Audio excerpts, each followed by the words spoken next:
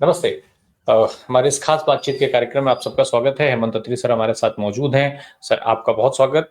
आज दिल्ली में जो हम लोग बात कर रहे थे पहले से कि विधानसभा चुनाव के अनाउंसमेंट होनी है, आज तारीखें आ गई। 5 तारीख को पूरे सभी सीटों पे एक चरण में वोटिंग है और 8 तारीख को काउंटिंग। इलेक्शन कमीशन ने जो अनाउंसमेंट के पहले बहुत सारी बातचीत राजीव कुमार ने की, बहुत सारे क्लैरिफिकेशन जो अभी तक सवाल उठते आए हैं उनका जवाब वो दे रहे थे। हालांकि एक तरफ वो ये कह रहे थे कि किसी तरह की कोई गड़बड़ी होती नहीं है, हम तमाम वो बड़ी लंबी चौड़ी प्रक्रिया बता गए वो करते हैं, और फिर उसके बाद उन्होंने ये भी कह दिया कि अगर कहीं गड़बड़ी होती है तो हम उसको निकाल करके बाहर कर देते हैं। तो दोनों चीजें एक साथ कैसे? एक दावा आप कर रहे हैं कि गड़बड़ी होती ही नहीं है और दूसरे में तुरंत आप साथ के साथ ये कह रहे हैं कि अगर गड़बड़ी होती है तो हम उसको निकाल करके बाहर कर देते हैं। मशीन को, ईवीएम की बात कर रहे थे वो। तो ये दोनों चीजें एक साथ कैसे हो सकती हैं? ये राजीव कुमार साहब अपने आप एक सवाल छोड़ गए। बहरहाल हेमंत सर, मैं शुरू आपसे यहां से करना चाहता हूं। राजीव कुमार, आखिरी चुनाव, दिल्ली का तोहफा क्या भारतीय जनता पार्टी को देंगे? फेयरवेल में राजीव कुमार साहब को क्या मिल रहा है?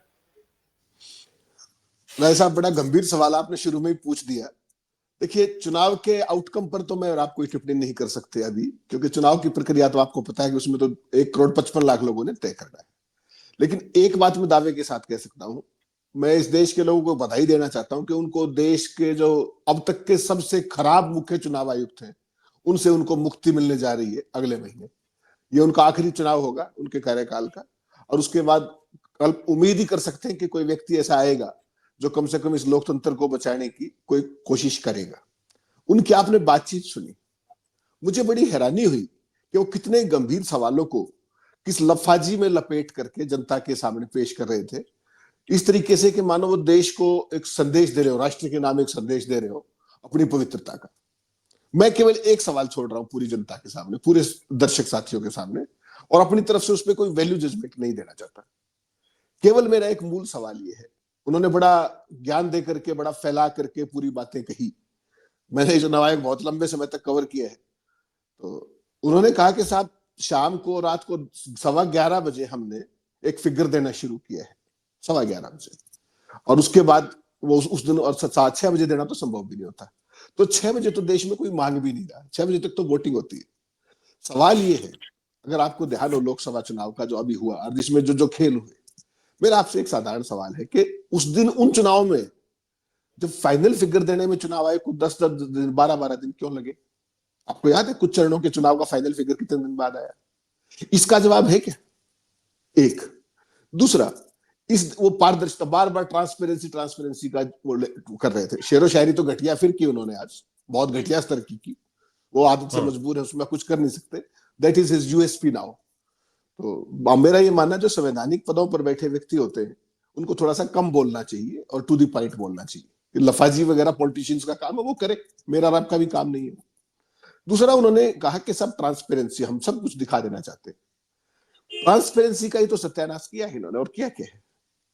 चुनाव प्रोसेस के दौरान जो, अब तो इन्होंने कानून भी बदल दिए।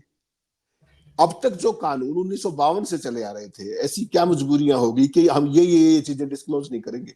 ये राजीव कुमार को किसने कहा था? High court, Punjab and Haryana high court एक ऑर्डर करता है कि ये जो प्राचा साहब है, इनको सारे कागज दे दीजिए, आप सारी इलेक्ट्रॉनिक एविडेंस दे दीजिए, और with in 3 days law ministry क्या सर्कुलेशन, वो नोटिफिकेशन जारी करती है, आपके पास है, वो पढ़िए आप, उसमें क्या लिखा है, in concurrence with the Election Commission of India. और ये ट्रांसपेरेंसी का झंडा उठाए फिर रहे। कथनी और करनी का, राय साहब, बहुत खराब अंतर है ये, बहुत ही। और जो ये कहते हैं ना, जिसको गोल्ड माइन स्टैंडर्ड्स, जो बार बार ये उसका जिक्र तो उन्होंने आज भी किया। वो तो ये कह रहे हैं कि हमने जो है प्रक्रिया बदल दी, इस तरीके का आरोप हमारे ऊपर लग रहा है कि ट्रांसपेरेंसी खत्म कर दी गई, जबकि ऐसा कुछ भी नहीं है। वो तो इनकार कर दिया उन्होंने सीधे सीधे। तो कानून मंत्रालय से ऊपर हो गए क्या? कानून मंत्रालय की नोटिफिकेशन है वो तो, हाँ, पढ़ लीजिए, आप जनता को दिखा दीजिए, नोटिफिकेशन है चलो उसके कानून मंत्रालय की, उसमें लिखा हुआ है in concurrence with the Election Commission of India. इनके सुझाव के बिना तो अपने आप तो वो क्यों करेंगे सुओ मोटो? दूसरा, इन्होंने एक बार एक बात की अभी लफाजी जब वो कर रहे थे, उन्होंने कहा कि गोल्ड स्टैंडर्ड्स इलेक्शंस। ये गोल्ड स्टैंडर्ड्स होता था, बड़े दुख के साथ कहना पड़ता है कि राजीव कुमार ने उसको स्क्रैप कर दिया, उसका कचरा कर दिया सारे के सारे गोल्ड स्टैंडर्ड का। दिल्ली में कल फाइनल वोटर लिस्ट आई, देखा होगा आपने। हाँ। मई में जब पिछले साल चुनाव हुआ था, तब कितने वोटर थे, अक्टूबर में जो रेगुलर लिस्ट आती है उसमें कितने वोटर थे, और अब जो कल लिस्ट आई है उसमें कितने वोटर थे। अगर आप केवल उसकी एक सरसरी रीडिंग भी कर लेंगे तो आपको खेल समझ में आ जाएगा कि हर एक स्टेट में हो क्या रहा है। ये अलग बात है कि पॉलिटिकल पार्टियां जो थी वो इतनी कैजुअल थी या आत्ममुक्त थी, हरियाणा की बात कर लीजिए या महाराष्ट्र को लीजिए, कि वो बाद में पछताई। लेकिन यहां दिल्ली के केस में आम आदमी पार्टी पहले से बहुत ज्यादा ओवर एक्टिव, जिसको कहते हैं, वो है। अगर आपको मैं फिगर्स बताऊं तो आप भी चौंक जाएंगे। दिल्ली एक बहुत छोटा छोटा राज्य है। दिल्ली के अंदर जब मई में चुनाव हुआ था लोकसभा का, आपको ध्यान होगा अभी लास्ट मई में, तो उस समय दिल्ली में 1,47,18,119 वोटर थे। ठीक, 1,47,00,000। अक्टूबर में जब फाइनल वोट हुए, जब काउंटिंग, नई रोल्स बनती है हर साल अक्टूबर में, उस समय 1,53,57,529 वोट हो गए, यानी कि लगभग 6 लाख वोट बढ़ गए मई से अक्टूबर के बीच में। ये असामान्य है राय साहब, असामान्य, ये बहुत सामान्य नहीं है। और जब फाइनल जो कल डेटा आया है, जो फाइनल जो अब वोटर लिस्ट आई है, उसमें जो वोट लिस्ट है उसमें 1,55,24,858 वोटर हो गए, यानी कि पिछले साल मई से लेकर के अब जनवरी तक 7,67,000 वोट बढ़ गए। मीनिंग देयर बाई 70 कंस्टिट्यूएंसी है, अगर एवरेज आप करेंगे तो लगभग 11,000 वोट औसत एक कंस्टिट्यूएंसी के अंदर बढ़ गए। और आम आदमी पार्टी ने इसका बड़ा गंभीर संज्ञान लिया है। और गजब ये हुआ कि जो वोट काटे गए हैं बड़े पैमाने पे, वो जिस व्यक्ति के आग्रह पर काटे गए, जिसने इलेक्शन कमीशन को रिप्रेजेंटेशन दिया, उसके उन्होंने सबूत पेश कर दिए कि उन लोगों से हमने संपर्क किया और उन्होंने कहा कि हमें तो पता ही नहीं किसने फाइल की है आपके नाम काटने का फॉर्म पे। सर लेकिन राजीव कुमार तो आज भी, राजीव कुमार ने आज दावा किया है कि बिना किसी के पेशी के हम कोई वोट काटते ही नहीं है, कभी नहीं काटा गया। वो तो दावा कर रहे हैं इस चीज का। मैं आपको राय साहब कुछ और कह रहा हूं आज, जो अब तक करते आए थे ये, जो इनका पकड़ में नहीं आया, मुझे डर इस बात का है कि कहीं इनका सारी ढोल की पोल इस चुनाव में ना खुल जाए, दिल्ली के चुनाव में जाते जाते बड़े बेआबरू होके तेरे कुचे से ना निकले। मैं ये बता रहा हूं आपको, जिस तरीके से अरविंद केजरीवाल बहुत माइन्यूट कर रहे हैं ना, अभी तक तो आपने नाम सुने थे पन्ना प्रमुखों के, आज जब आपने कहा कि इस पर बात करेंगे, तो मैंने तमाम जगह से आम आदमी पार्टी का खेल पूछा कि वो कर क्या रहे हैं। आपको जानकर हैरानी होगी राय साहब, एक बूथ के ऊपर 12-12 फुल टाइम वर्कर लगा रखे उन्होंने दिल्ली में, हर बूथ के ऊपर, और एक बूथ इंचार्ज है जो वोटर लिस्ट से लेकर के जो नाम कटेर जो जुड़े, वो हर एक, क्योंकि लिस्ट कल आई है फाइनल, तो हर एक में बहुत माइन्यूट वर्किंग चल रही है। कैंपेनिंग तो दूसरी बात है, कैंपेनिंग तो अब कल से स्टार्ट होगी। ट्रेनिंग दी गई है बाकायदा, क्या क्या खेल, जो खेल पकड़ने का जो तरीका था। और बता दूं, हम सब मिस कर गए ये सारा गेम। केजरीवाल, उनको पता था कि ये महाराष्ट्र में, हरियाणा में क्या क्या हुआ है, तो उन्होंने इस गेम को नवंबर से ट्रेनिंग देनी शुरू कर दी थी अपने कार्डर्स को। नवंबर से ट्रेनिंग कर रहे आम आदमी पार्टी कार्यकर्ता। इसलिए मुझे डर ये है कि जो कुछ ये करते आए थे राजीव कुमार एंड गैंग, वो सारा कहीं अब एक्सपोज ना हो जाए। क्यों? क्योंकि उन्होंने कल तमाम चिट्ठियां, सारे कागज दिखा दिए कि फला महिला ने कहा कि तुम्हारा वोट कटेगा। हमने उससे पूछा, वो कहती मुझे पता ही नहीं, उसके नाम से इलेक्शन कमीशन में एप्लीकेशन लगी हुई है। और ऐसे तमाम उदाहरण कल आए सामने।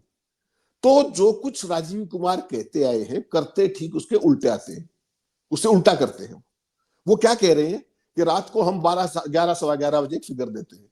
मुझे तो सिर्फ एक सवाल का जवाब राजीव कुमार दे दे कि जो आम चुनाव हुए थे उसमें 10-10 दिन क्यों लगे फिगर देने में? वो डेटा कहां से आया था? उसमें देरी क्यों लगी? Who is responsible for that? क्या खुद राजीव कुमार नहीं? या इसे देश में 2024 से पहले कभी चुनाव नहीं हुए 1952 से लेकर के? What does it mean? कोरी लफाजी नहीं, सवालों के जवाब पर आइए। और सवाल ये पूछता है आपसे कि आपने हिंदुस्तान में जो डिजिटल इंडिया बन चुका है आपके नेतृत्व में, मोदी जी के नेतृत्व में, आपको 10 दिन एक फेज के चुनाव के काउंटिंग का फिगर देने में आता है, वोटिंग का, और आपके फिगर मैच नहीं होते, और फिर आप तमाम तरह की लफाजियां कर रहे हैं। तो मुझे ये लगता है, मुझे पूरा भरोसा है कि जिस तरीके से आम आदमी पार्टी बहुत माइक्रो लेवल पे काम कर रही है इस बार, इनका सारे खेल का भांडाफोड़ दिल्ली में होगा, और वो भी जाते जाते, क्योंकि इनका आज आखिरी प्रेस कॉन्फ्रेंस है। उस तरीके से अगर आप देखेंगे तो चुनाव की आखिरी, इनके कार्यकाल का आखिरी चुनाव है। उसके बाद कौन आएगा, इन्हीं इलेक्शन कमिश्नर्स में से कोई प्रमोट होगा या कोई बाहर से नया आएगा, that is to be seen. लेकिन जो इनकी लेगेसी है, वो हिंदुस्तान की इलेक्टोरल जो भी डेमोक्रेसी रही है अब तक, वो सबसे शर्मनाक रही है। और इन्होंने जो चुनाव आयोग ने एक प्रक्रिया के तहत इन 70 सालों में, 72 सालों में, 75 सालों में एक सम्मान अर्जित किया था, इन्होंने उसको तहस नहस करने का काम राजीव कुमार ने किया। लफाजी का जो गोल्ड स्टैंडर्ड है वो तो इन्होंने कर लिया। अब जरा हम उससे आगे बढ़े सर। इनका जो दावा था जिस तरीके से वो फॉर्म 17 को लेकर के इन्होंने कहा कि वो मैच करती हैं, हम देते हैं, फिर फाइनल फिगर मैच की जाती है, फिर स्क्रीनिंग कराई जाती है, फिर स्क्रीनिंग के बाद एक आंकड़ा आता है और इन सब में टाइम लग जाता है, जैसा आपने भी जिक्र किया 10 दिन और ये सब।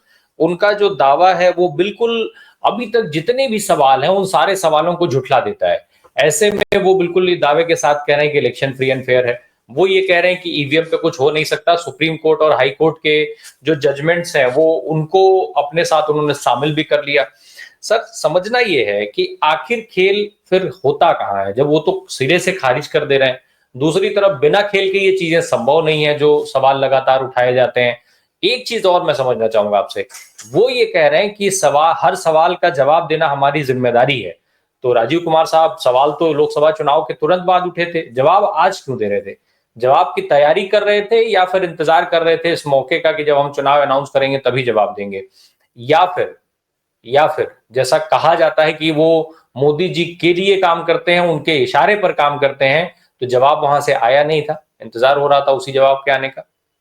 नहीं, लोगों के भूलने का इंतजार हो रहा था, सरकार को स्टेबलाइज होने देने का इंतजार हो रहा था, ताकि लोग भूल जाए। हिंदुस्तान के लोगों की मेमोरी बहुत छोटी होती है।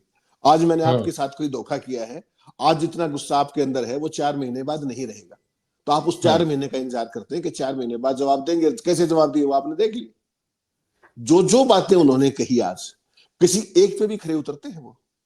उन्होंने कहा महिलाओं के बारे में अगर कोई एक भी शब्द कहा तो हम बख्शेंगे नहीं। तो उनको ये कालका जी याद नहीं आया? उन्होंने कहा कि पैसे के बंटवारे की कोई बात हुई तो उनको परवेश साहिब सिंह वर्मा याद नहीं आया? क्या बात कर रहे हैं राय साहब? उनकी नाक के नीचे हो रहा था ये सब कुछ। प्रधानमंत्री जी पूरे कैंपेन के दौरान क्या क्या बातें कर रहे थे? मुजरा, मंगलसूत्र छीन लेंगे, आपकी गायें छीन लेंगे, आपकी बेटियां छीन ले जाएंगी। ये प्रधानमंत्री की भाषा थी क्या? राजीव कुमार ने अपने पूरे कार्यकाल में प्रधानमंत्री को एक नोटिस देना गवारा समझा? छोड़िए बाकी कार्रवाई की। तो भारतीय जनता पार्टी के जितने लोग थे उन्होंने जो एक नया घटिया स्टैंडर्ड क्रिएट किया, वो क्या किया कि गाली गलौज कर रहे हैं प्रधानमंत्री, कोई वायलेशन कर रहा है कांग्रेस पार्टी या कोई नेता, और आप नोटिस किसको दे रहे थे? पार्टी के अध्यक्षों को। यानी कि कसूर करूं मैं और सजा राय साहब को, जवाब तलबी आपसे। ये घटिया गोल्ड स्टैंडर्ड इसको कहते हैं ये राजीव कुमार जी। इन्होंने बेसिकली जो फ्री एंड फेयर जो इलेक्शन था और एक लेवल प्लेइंग फील्ड था, उसको अपने पूरे कार्यकाल में बहुत ही शर्मनिरपेक्ष ढंग से नष्ट भ्रष्ट करने का काम अगर किसी ने किया है तो वो राजीव कुमार के इलेक्शन कमीशन ने किया है। जब भी कभी पार्टियों ने, खासतौर पर पॉलिटिकल अपोजिशन पार्टियों ने, जब भी इनको कोई शिकायत दी, इन्होंने उनको बिलिटिल करने का काम किया, उनको डिमीन करने का काम किया, एज इफ ये भारतीय जनता पार्टी के प्रवक्ता है।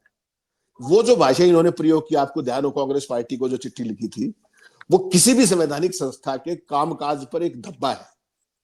आपका काम है, देखिए आप एक संवैधानिक संस्था है, लोग आपकी कार्यप्रणाली पर, आपके कामकाज पर सवाल पूछेंगे, आपका काम है उनको सेटिस्फाई करना, ना कि उनके साथ गाली गलौज पे उतराना।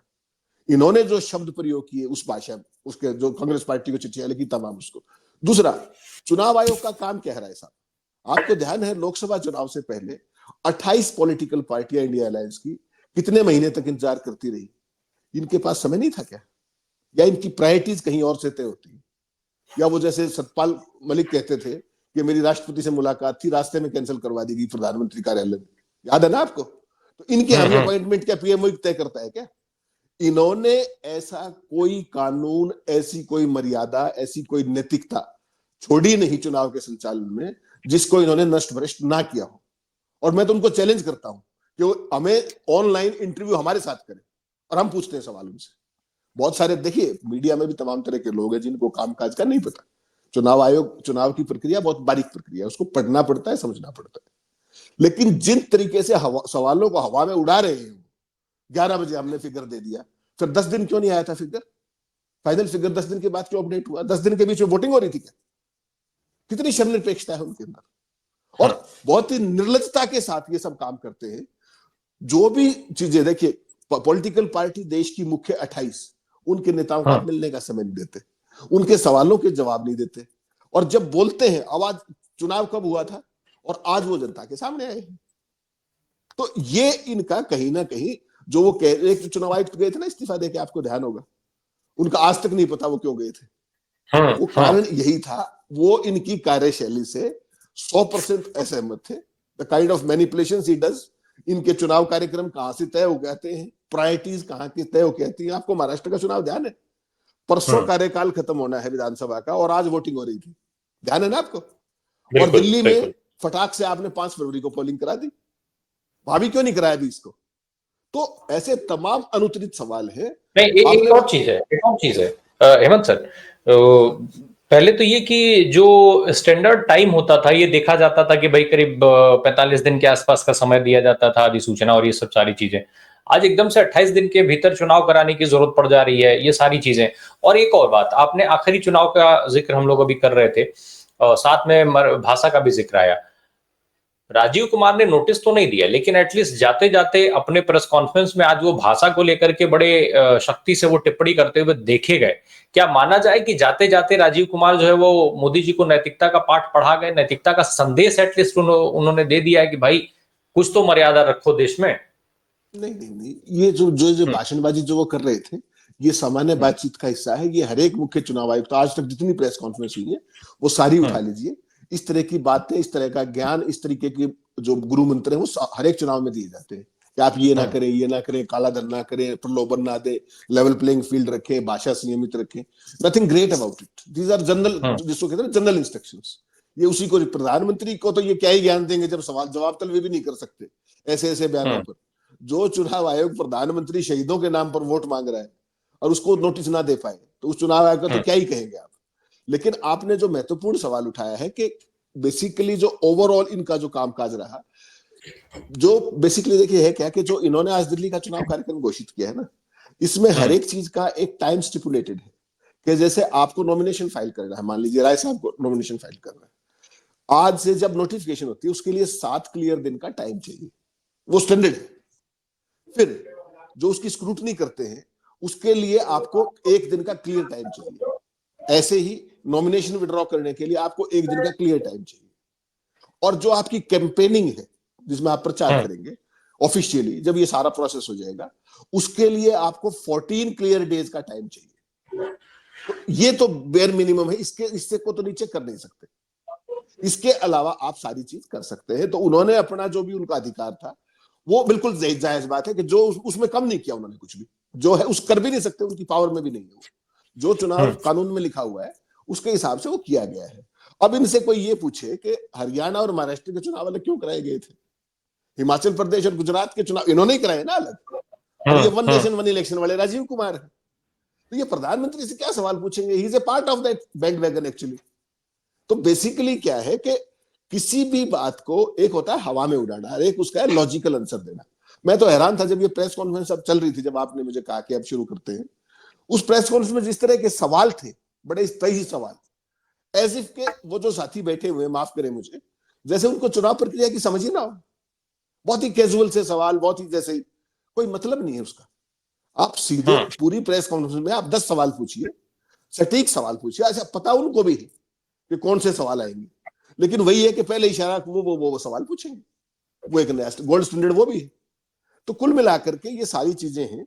और मुझे तो राजीव कुमार से किसी भी तरीके की कोई न्याय की या उस तरह की कोई वो नहीं है, लेकिन ये जरूर चाहूंगा मैं कि हो सकता है कि जो उन्होंने अब तक वो करते आए हैं तमाम स्टेट्स के अंदर, मध्य प्रदेश से लेकर तमाम, वो यहाँ एक्सपोज होते लग रहे हैं मुझे, जिस तरीके से। मुझे एक चीज हेमंत सर, एक चीज और समझ लें आपसे हम, 7 महीने में ये जो 7 लाख से ज्यादा वोटर्स बढ़े, इनकी भूमिका को कैसे देखा जाए, कैसे समझा जाए, कैसे जस्टिफाई किया जाए?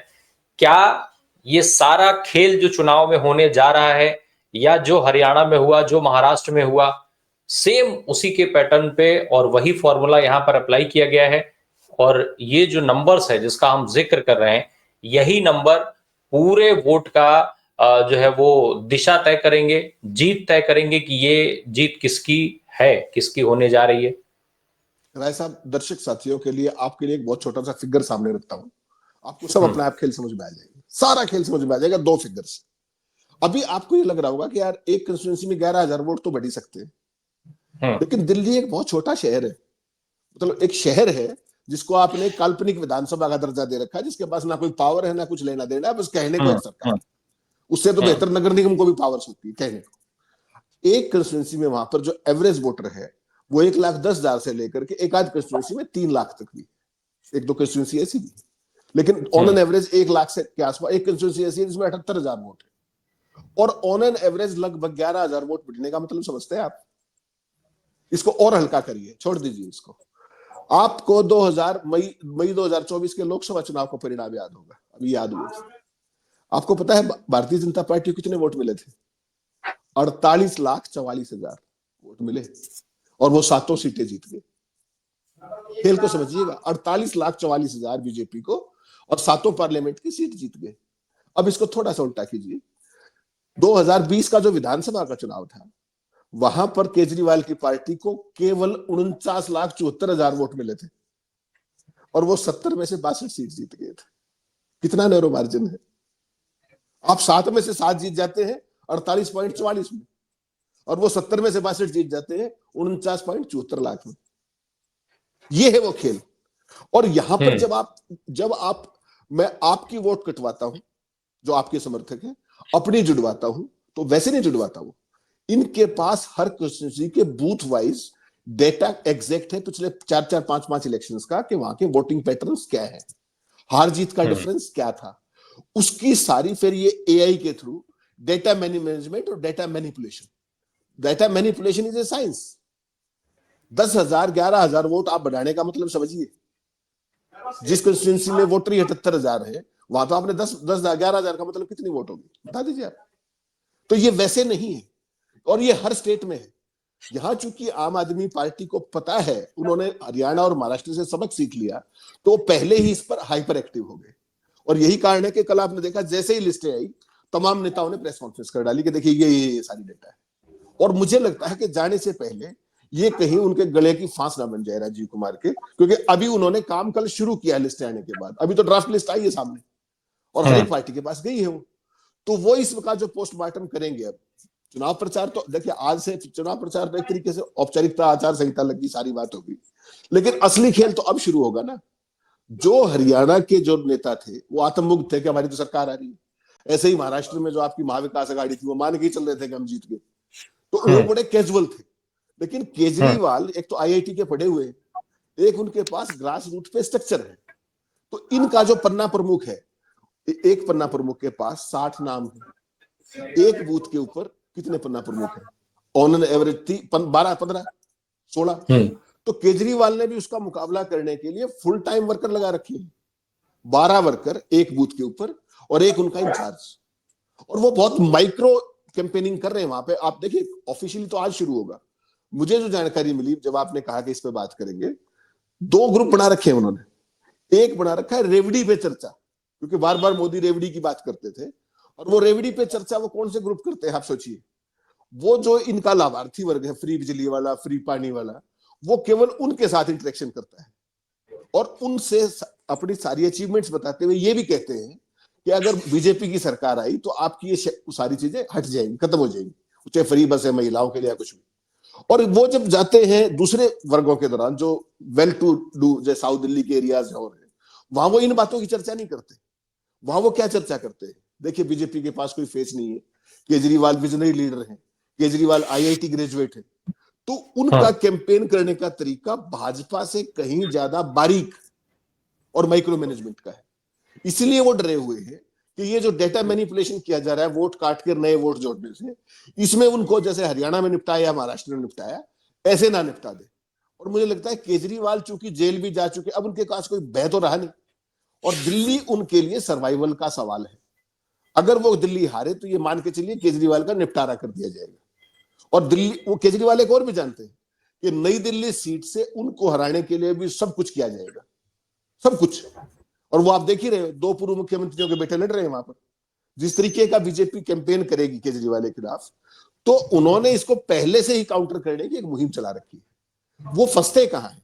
कैंपेन में नहीं फंसेंगे वो फंसेंगे इस डेटा मैनिपुलेशन में।